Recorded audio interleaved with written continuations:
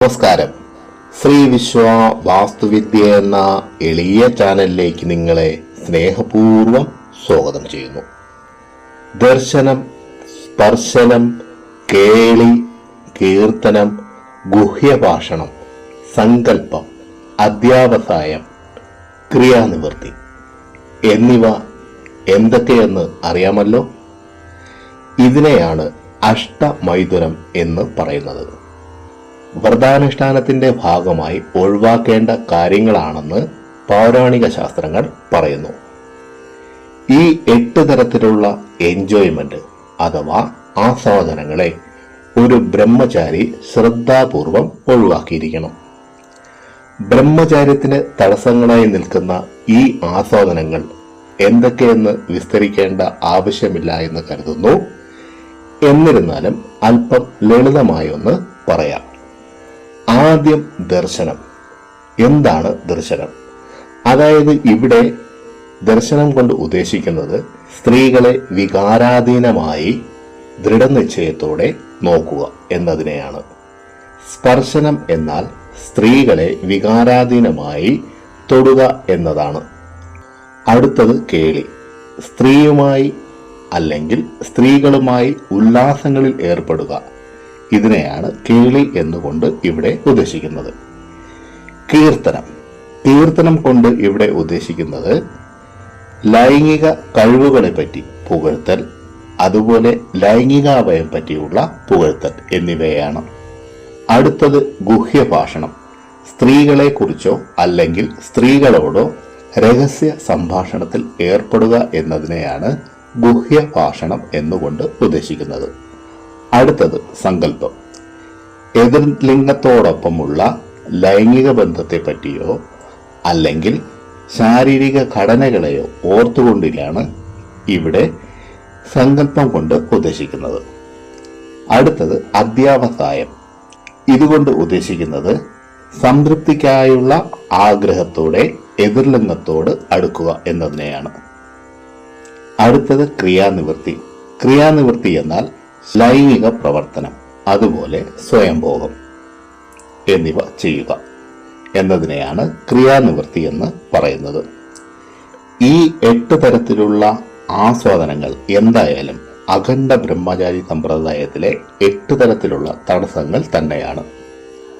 വളരെ ശ്രദ്ധയോടും ആത്മാർത്ഥമായ പരിശ്രമത്തിലൂടെയും ജാഗ്രതയിലൂടെയും ഈ 8 തടസ്സങ്ങളെയും ഒഴിവാക്കിയിരിക്കണം. ഈ 8 തരം ഇടവേളകളിൽ നിന്നെല്ലാം മുക്തനായ ഒരാളെ മാത്രമേ യഥാർത്ഥ ബ്രഹ്മചാരി എന്ന് വിളിക്കാൻ കഴിയുകയുള്ളൂ.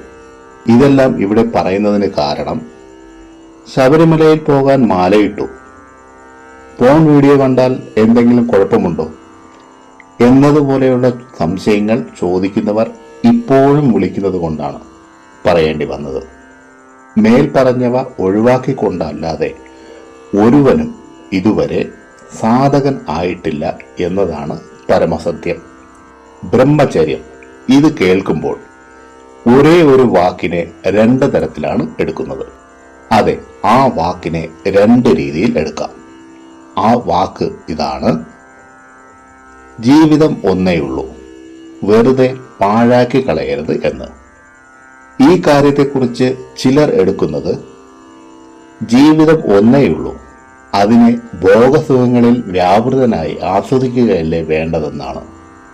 ഇങ്ങനെ ഇവർ ചിന്തിക്കുന്നതിന് പല കാരണങ്ങളുണ്ട്. പ്രധാനമായും ബ്രഹ്മചര്യമെന്ന സിദ്ധാന്തത്തിന്റെ യഥാർത്ഥ അറിവില്ലായ്മ അതുതന്നെയാണ്. അതിൽ ഒന്നാമത്, ബ്രഹ്മചര്യമെന്ന സമ്പ്രദായം പഴഞ്ചനാണ്, അതായത് ഒരു പഴയ കാലത്തെ സമ്പ്രദായമാണ് എന്ന വിചാരം. അതുപോലെ ബ്രഹ്മചര്യം പാലിക്കേണ്ടതിന്റെ ആവശ്യകത കേവലം സന്യാസിവര്യന്മാർക്കും സാധകർക്കും മാത്രമാണെന്നുള്ള തെറ്റിദ്ധാരണ. എന്നാൽ ബ്രഹ്മചര്യമെന്ന തത്വത്തെ അറിഞ്ഞവർ കരുതുക ബ്രഹ്മചര്യമെന്നാൽ ഒരു ചര്യ മാത്രമല്ല, ഒരു തപസ്സാണെന്ന്. അഷ്ടമൈഥുനമെന്ന ആസ്വാദനങ്ങളെ ഒഴിവാക്കുന്നതിനോടൊപ്പം ബ്രഹ്മചാരി എന്ന സിദ്ധാന്തത്തെ പിന്തുടരണമെങ്കിൽ ഭക്ഷണക്രമത്തിലും ജീവിതശൈലിയിലും മാറ്റങ്ങൾ വരുത്തിയിരിക്കണം. ഇതിനെപ്പറ്റിയും ചുരുക്കത്തിൽ അല്പം പറയാം. ലഘുവായതും പുതിയതുമായ ഭക്ഷണങ്ങൾ, അതിൽ പഴങ്ങൾ, പച്ചക്കറികൾ, ധാന്യങ്ങൾ അധികം ഉൾപ്പെടുത്തുക. അതുപോലെ ഉള്ളി, വെളുത്തുള്ളി, അധിക സുഗന്ധ വ്യഞ്ജനങ്ങൾ തുടങ്ങിയ ഉത്തേജന ഭക്ഷണങ്ങൾ ഒഴിവാക്കണം. സാത്വിക ഭക്ഷണക്രമം പിന്തുടരുക. അതായത് വ്യക്തതയും ഊർജവും നിലനിർത്താൻ വേണ്ടിയുള്ള ഭക്ഷണം മാത്രമേ ഉപയോഗിക്കാവൂ. അടുത്തത് അച്ചടക്കമുള്ള ദിനചര്യ. നേരത്തെ ഉണരുക, പതിവുള്ള ഉറക്കത്തെ നിലനിർത്തുക, ധ്യാനം, വ്യായാമം എന്നിവ മുറതെറ്റാതെ പിന്തുടരുക. അടുത്തത് ലൈംഗിക വിചാരങ്ങളും അതുപോലെ ലൈംഗിക ബന്ധത്തിലേക്ക് നയിക്കുന്നതുമായ സാഹചര്യങ്ങളിൽ നിന്ന് വിട്ടുനിൽക്കുക. അടുത്തത് വളരെ പ്രധാനപ്പെട്ട ഒന്നാണ്. മനസ്സിനെ പോസിറ്റീവ് ചിന്ത കൊണ്ട് നിറയ്ക്കുകയും ആത്മജ്ഞാനത്തിലേക്ക് ശ്രദ്ധ കേന്ദ്രീകരിക്കുകയും ചെയ്യുക. അതായത് ബ്രഹ്മചാര്യ സിദ്ധാന്തത്തിന്റെ പ്രധാന ആശയം പ്രാഥമികമായ ആന്തരിക വിശുദ്ധിയെയാണ് ഉന്നംബിക്കുന്നത്. ശാരീരികമായ വർജനത്തെ കുറിച്ച് അല്ല. ഇതിനായി ആത്മീയ ജ്ഞാനം മാത്രമേ സഹായത്തിനുള്ളൂ എന്നതാണ് സത്യം. ആധ്യാത്മിക മോക്ഷം നേടാൻ സഹായിക്കുന്നതാണ് യഥാർത്ഥ ബ്രഹ്മചര്യം. ഒരു ലക്ഷ്യവുമില്ലാതെയുള്ള ഒരു വ്യക്തിയുടെ നടത്തം അയാളെ എങ്ങും കൊണ്ട് എത്തിക്കുകയില്ല. എന്നാൽ അയാൾ ഒരു ലക്ഷ്യസ്ഥാനം മനസ്സിൽ വെച്ചുകൊണ്ട് നടന്നാലോ തീർച്ചയായും അയാൾ ലക്ഷ്യസ്ഥാനത്ത് എത്തുക തന്നെ ചെയ്യും. അതുപോലെ ബ്രഹ്മചര്യം അനുഷ്ഠിക്കുന്നതും ശരിയായ ധാരണയോടെയും ഒരു ലക്ഷ്യത്തോടെയും ആയിരിക്കണം. ലൈംഗികതയെക്കുറിച്ചുള്ള ഒരു ചെറിയ ചിന്ത പോലും ഉദിക്കുന്ന ഉടനെ അതിൽ നിന്ന് മുക്തി നേടാനാകണം. അല്ലെങ്കിൽ അവിടെ ലൈംഗികതയുടെ ഒരു വിത്ത് വിതയ്ക്കപ്പെടും.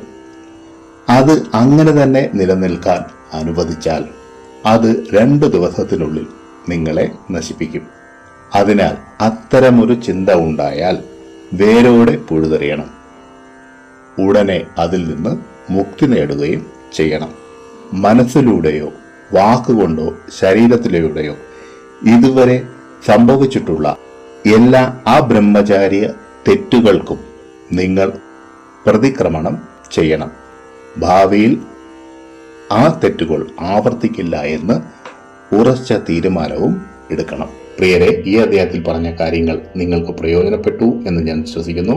ഇഷ്ടമായെങ്കിൽ ലൈക്ക് ചെയ്ത് എന്നെ അറിയിക്കുക. മറ്റുള്ളവർക്ക് പ്രയോജനപ്പെടുന്ന രീതിയിൽ എന്തെങ്കിലും ഉണ്ടെങ്കിൽ ഷെയർ ചെയ്യാനും ഈ ചാനലിലെ പഴയ വീഡിയോകളും കാണുക.